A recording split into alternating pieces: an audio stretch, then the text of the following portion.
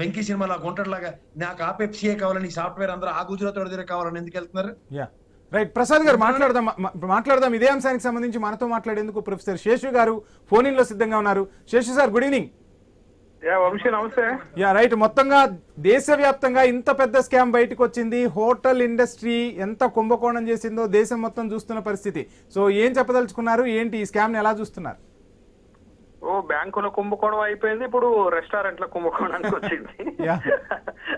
అయితే ఈ హైదరాబాద్ లో ఉన్నటువంటి రెస్టారెంట్ల పైన ఐటీ అధికారులు దాడి చేస్తున్న సందర్భంలో విస్తుపోయేటటువంటి నిజాలు బయటకు వచ్చాయి.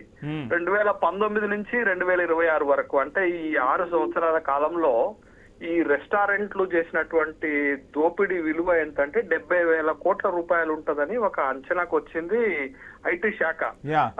1.77 లక్షల రెస్టారెంట్లు దేశవ్యాప్తంగా ఉంటే వీళ్ళందరూ ఈ బిల్లు చెల్లింపుల విషయంలో ఒకటే సాఫ్ట్వేర్ వాడుతున్నారు. అయితే ఈ సాఫ్ట్వేర్ వాడేసినటువంటి సందర్భంలో యూపీఐ పేమెంట్లు, డెబిట్ కార్డు పేమెంట్లు, క్రెడిట్ కార్డు పేమెంట్ల చెల్లింపులు అన్ని కూడా లెక్కల్లో చూపెడుతున్నారు. కానీ క్యాష్ పేమెంట్స్, క్యాష్ ద్వారా వచ్చినటువంటి వాటిని లెక్కల్లోకి చూపించకుండా వాటి ద్వారా కట్టాల్సినటువంటి ట్యాక్స్ ని ప్రభుత్వానికి కట్టకుండా ఎగవేస్తున్నటువంటి కుంభకోణం ఇది. అదే ఐటీ అధికారులు ఇక్కడ ఇంకోటి కూడా ఉంది సార్, యూపీఐ కూడా మార్చేస్తున్నారు. కొన్ని ట్రాన్సాక్షన్స్ యూపీఐ నుంచి జరిగిన తర్వాత మళ్ళీ యూపీఐ కూడా మార్చేస్తున్న పరిస్థితి.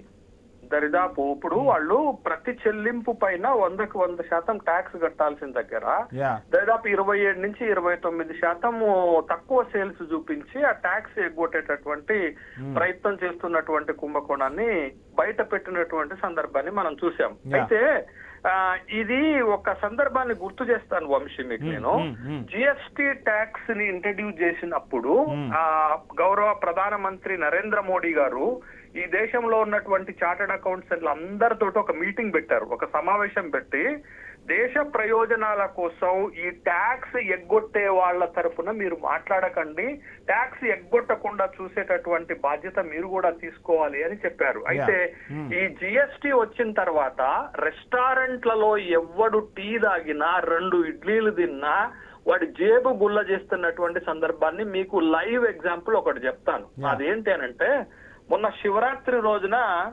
మా ఆవిడ ఏమన్నారు, నేను ఉపవాసం ఉన్నాను, మీకు డిన్నర్ ప్రిపేర్ చేయనండి అని అన్నది.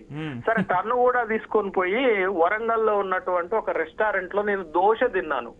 దోశ తింటే ఆయన వేసినటువంటి ఎంత తెలుసా అండి, దానికి ప్రైస్ 130 రూపాయలు వేశారు.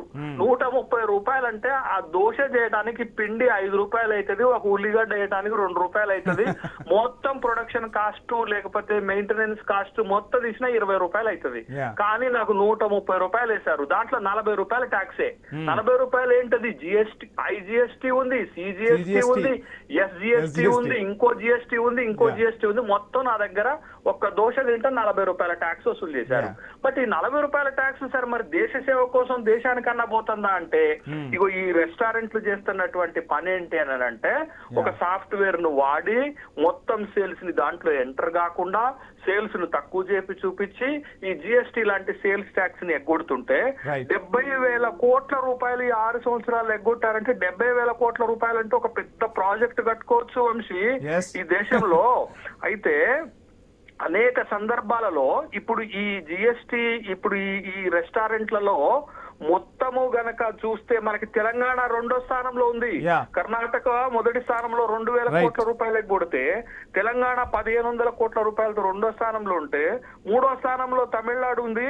బట్ ఈ దేశం మొత్తం కూడా అనేక రాష్ట్రాల్లో ఈ విధమైనటువంటి ట్యాక్స్ ఎగ్గొడుతున్నటువంటి సందర్భాన్ని మనం చూసాం. అయితే ప్రధానమంత్రి గారు గాని ఈ అఫిలియేటెడ్ సెక్షన్ గాని ఇప్పటికే తరచు ఒక మాట అంటుంటది వంశీ, నేను మీడియాలోను, పత్రికల్లోను, లేకపోతే టెలివిజన్స్ లోను చూస్తుంటాను, ట్యాక్స్ కట్టే వాళ్ళ ప్రయోజనాలు కాపాడాలి అని ప్రధానమంత్రి గారు చెప్తుంటారు. ఈ ట్యాక్స్ కట్టేది ఎవరు తెలుసా? నేను చెప్తున్న మాట కాదు వంశీ, ఆక్స్ఫామ్ అనేటటువంటి ఒక నివేదిక ఉంటుంది, ఒక ఇంటర్నేషనల్ సర్వే సంస్థ ఏం చెప్తుందంటే, ట్యాక్స్ లో వచ్చేది 64% పేద ప్రజలు కట్టేదే. మరి ఎగ్గొట్టేది ఎవరు వంశీ? పేద ప్రజలు 64% ట్యాక్స్ కడుతుంటే ఎగ్గొట్టేది ఎవరు? ఇక వీళ్ళే ఎగ్గొడుతున్నారు. అంటే దేశానికి రావాల్సినటువంటి సంపద ఉన్నదని ఇగో ఇట్లాంటి వాళ్ళందరూ ఎగ్గొట్టి తమ స్వప్రయోజనాల కోసం వాడుకుంటున్నప్పుడు మరి ప్రభుత్వాలు ఏం చేయాలి వంశీ? ఈ కుంభకోణం బయటపడింది కదా, మరి వాళ్ళని కఠినంగా శిక్షిస్తారా? ఇప్పుడు బ్యాంకులను మోసం చేసి బ్యాంకుల్లో ఉన్న పేద ప్రజల డిపాజిట్లను వాడుకొని ఈ దేశం నుండి పారిపోయిన వాళ్ళని ఏం చేశారు? ఇప్పుడు ఇట్లా ట్యాక్స్ ఎగ్గొడుతున్నటువంటి ఈ బడా రెస్టారెంట్ కార్పొరేట్ సంస్థల్ని ప్రభుత్వం ఏం చేస్తది అనేటటువంటి ప్రశ్నలు వస్తాయి కదా. మరి వీళ్ళని శిక్షించాల్సినటువంటి బాధ్యత ఉంది కదా, మరి రేపు శిక్షిస్తారా? చూద్దాం సార్, చూద్దాం ఏం జరగబోతుంది అనేది చూద్దాం sir. Right sir, thank you sir, thank you so much Seshu గారు. ప్రసాద్ గారు, మొత్తంగా చూస్తున్నాం. సో కుంభకోణం అయితే బయటపడింది, అసలు ఏం జరగబోతుంది అంటారు? ప్రధానే స్వయంగా చెప్పిన పరిస్థితి, చార్టెడ్ అకౌంటెంట్